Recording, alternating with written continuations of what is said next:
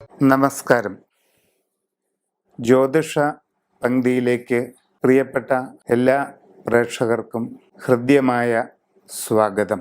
അശ്വതി മുതൽ രേവതി വരെയുള്ള 27 നാളുകാരുടെ പൊതുവായ ചില സ്വഭാവങ്ങളും അവരുടെ ഇപ്പോഴുള്ള സമയങ്ങളുമാണ് നാം ഇന്ന് പറയുന്നത്. പൂരാടം നക്ഷത്രക്കാർക്ക് ജീവിതത്തിൽ ലക്ഷ്യബോധം വളരെ കൂടുതലായിരിക്കും. അച്ചടക്കത്തോടുകൂടിയുള്ള പഠനം, കൃത്യനിഷ്ഠയോടുകൂടിയുള്ള പ്രവൃത്തികൾ, ശാന്തമായ പെരുമാറ്റം, ദീർഘകാലം ഒരു ലക്ഷ്യത്തിനു വേണ്ടി ഏകാഗ്രമായി പ്രവർത്തിക്കുവാനുള്ള കഴിവ്, ഇതെല്ലാം ഇവർക്ക് വളരെ കൂടുതലായിരിക്കും. പൂരാടം നാളുകാർക്ക് ഇപ്പോൾ ഒട്ടും അനുകൂലമായ സമയമല്ല.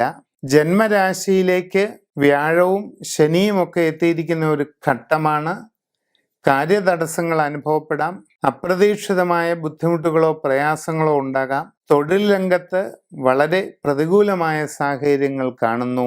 ഉദ്യോഗസ്ഥർക്ക് സ്ഥാനഭ്രംശം, സ്ഥലമാറ്റം, ഇതെല്ലാം സംഭവിക്കാനുള്ള ഒരു സാധ്യതയുണ്ട്.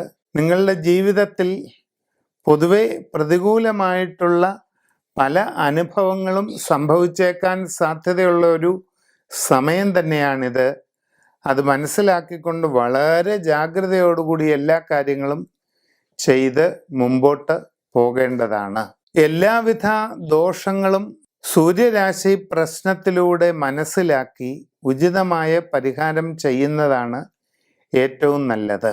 ജാതകത്തിലെ രാജയോഗങ്ങൾ പൂർണ്ണമാകുന്നതിനും അതിൻ്റെ പ്രയോജനം സമ്പൂർണമായിട്ട് അനുഭവത്തിൽ വരുന്നതിനുമായിട്ട് ഒരു രാജഗോപാല പൂജ നടത്തി രാജഗോപാല യന്ത്രം ധരിക്കുന്നത് എന്തുകൊണ്ടും നല്ലതാണ്.